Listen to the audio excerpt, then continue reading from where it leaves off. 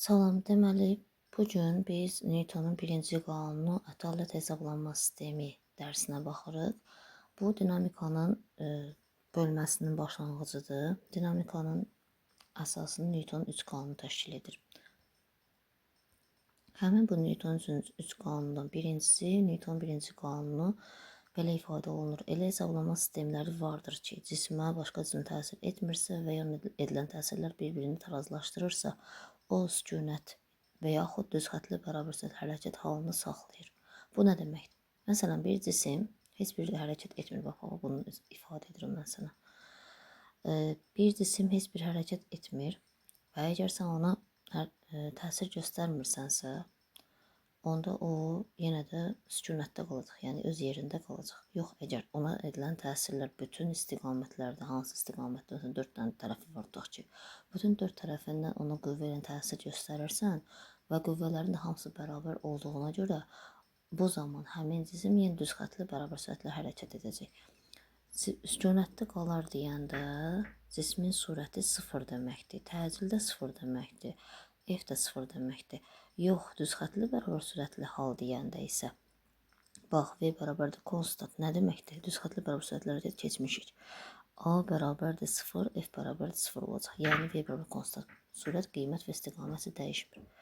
O ki qaldı, ədalət nə deməkdir? Ədalət isə məsələn bir cisim başqa cismə olan təsir göstərəndə öz sürətini saxlaya bilir. Məsələn, tutaq ki, pişik hündür mərtəbədən yerə düşəndə öz 4 ayağı üzərində özünü saxlaya bilir. Bu onun ədalətliyin qorunmasıdır. Və ədalətliyi qorumaq üçün, öz hərəkət halını saxlamaq üçün, yəni öz tarazlığını qoruya bilmək deməkdir və bu da onun kütləsi ilə də müəyyən olunur. Və yerə nəzərən sükunətdə olan düz xətli bərabər sürətli hərəkət edən cisimlə bağlı sistemlərdə bir ədalət hesablama sistemi edilə bilər. Ədalət hesablama sistemi, yəni də inersial hesablama sistemi adlanır və əgər cisim düz xətli bərabər sürətlə hərəkət edirsə, yaxud sükunətdədirsə, onda o ədalət hesablama sistemini ödəyir. Deməli, cismin kütləsi, sonra təcili, əvəzləyici qüvvəsi hadisənin baş verdiyi zaman interval isə eyni qalacaq. Məsələn, onun sürəti dəyişə bilər. Yer dəyişməsi də dəyişə bilər, amma onun kütləsi, təcili dəyişməyəcək. Məsələn, buna aiddir. Eyni zamanda bir dənə baxırıq. Bu eyni zamanda Galileyin nisbili prinsipinə əsaslanır. Bu ədalət hesablama sistemində digər keçdikdə yer dəyişmə və sürət dəyişir. Aydın oldu. Sonra cismin kütləsi. Cismin kütləsi elə bil ki, hər bir cismin öz kütləsi olmalıdır. Kütlədən yəqin ki, məlumatın var. Onun ədalətlik ölçüsüdür. Ədalətli ölçmək üçün birinci növbədə cismin kütləsi olmalı. Kütlə M hərfi ilə işarə olunur. Vahiddə 1 kiloqramdır. Və skalyar kəmiyyətdir. Yəni nə ədədi, yalnız ədədi qiyməti var, istiqaməti yoxdur. Digər kütlə kəmiyyətlərində elə riyaziyyatdan da bilirsən. 1 milliqram 10 üstü mənfi, burada səhv gedib mənfi 3 kiloqram olmalıdır. Bir dəqiqə, 1 qram mənfi 3, 10 üstü mənfi 3-dür. Burada düzdür, 10 üstü mənfi 6 kiloqramdır. 1 sentner 100 kiloqramdır. 1 ton 1000 kiloqramdır. Və tərəzi vasitəsilə tərəzilərin növləri var. Qollu tərəzi var, sonra əl tərəzisi var, sonra elektron tərəzilər var. Sonra həcm nədir? Həcm isə cismin fəzada tutduğu yerdir. Həcm V hərfi ilə işarə olunur. Skalyar kəmiyyətdir. Eyni zamanda onun vahidi kubmetrdir. O da hardan gəlir? Yox. Bax, burada yazılıb məsələn həcmin vahidi bu, həcmin vahidi bu deyil. Həcmin vahidi, riyaziyyatda da bilirik ki, 1 kubmetrdir vahidi. Bunun vahidi budur. Özdə həcm vahidləri də bax bunlar göstərilir, fikir ver. Digər həcm vahidləri, bax bunları əzbər öyrənmək lazımdır. Bunları bilmək lazımdır. Özdə həcmi ölçən cihaz menzurkadır. Sonra gəlir maddənin sıxlığı. Maddənin sıxlığı odur ki, maddənin vahid həcmdəki kütləsinə bərabərdir və rho hərfi ilə işarə olunur. Rho da budur. Rho hərfidir. Yunan əlifbasının hərfidir. Bax, düsturumuz da budur. Yəni, sıxlıq bərabərdir. Kütlə bölünsün həcm. Vahidi 1 kiloqram bölünsün kubmetrdir. Kütlə və həcmdən asılı olmur. Sıxlıq kütlə həcmindən asılı olmur. Yalnız maddənin növündən asılı olur. Bu da onun qrafikləri. Bax, bu da onun qrafikləri. Sonra n bərabərdir rho v düsturuna təyin olunur. Əgər kürədən söhbət gedirsə, kürənin həcmi v bərabərdir 3/4 pi r kubudur. Bu riyaziyyatdan bilirik. Düzdür? Əgər biz kütləni tapsaq bu düsturda, hani o düstur yuxarıda qaldı. Bax, bu düsturdan kütləni tapsan m nəyə bərabər olur? M bərabər olur rho v-yə. Düzdür? İndi bu v-nin yerinə baxaq, bu v-nin yerinə. Gətir bunu qoy yerinə. Nə alırıq? Və bunu alırıq. Bunu alacağıq. Sonra testlərə də bu sual düşür. Sonra əgər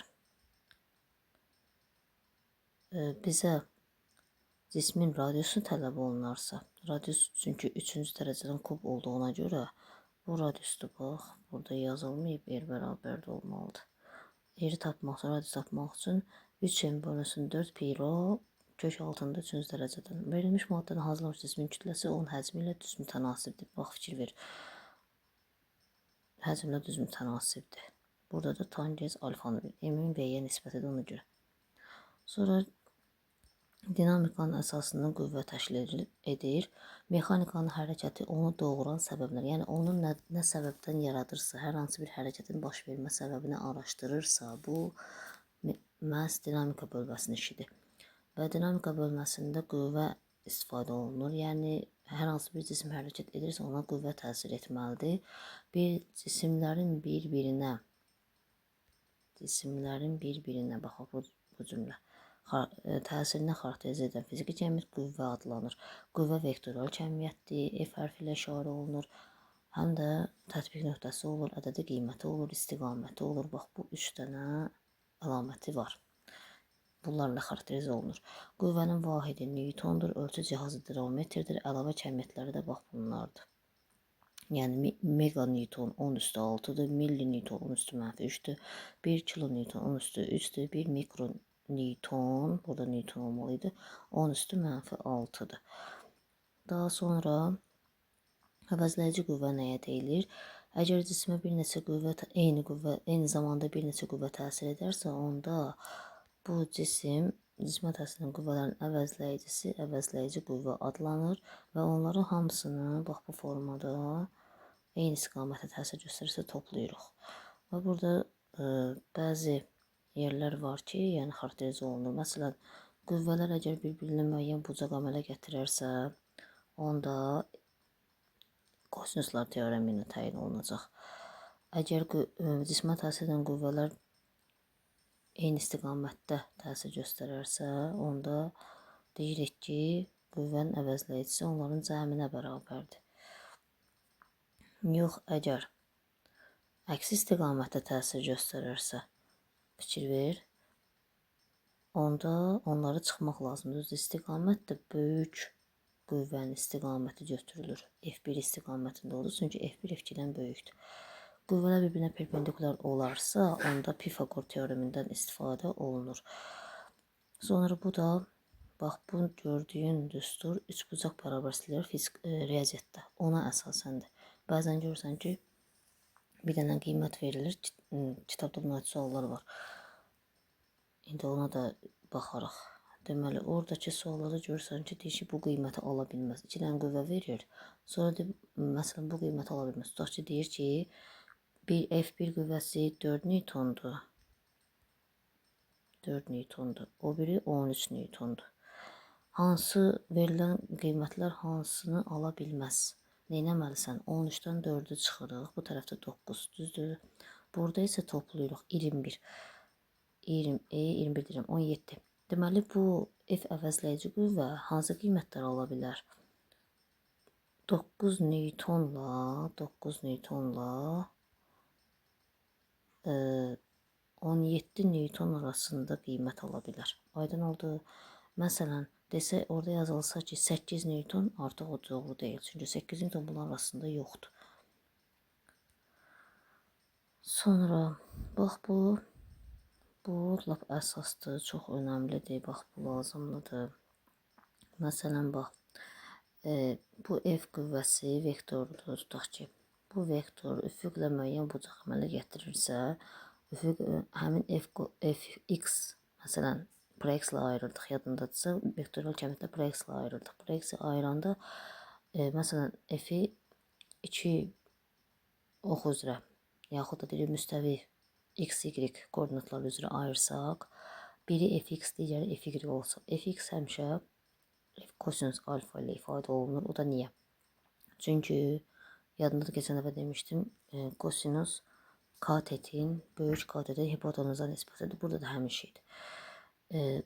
Sinus isə əksinə kiçik katetin hipotenuza nisbətidir. Ona görə sinus alfa ilə ifadə olunur və Pifaqor teoremi həmin bu fx ilə fy-in kvadratları cəminə bərabərdir. Bu qədər dərsi belə öyrənərsiniz.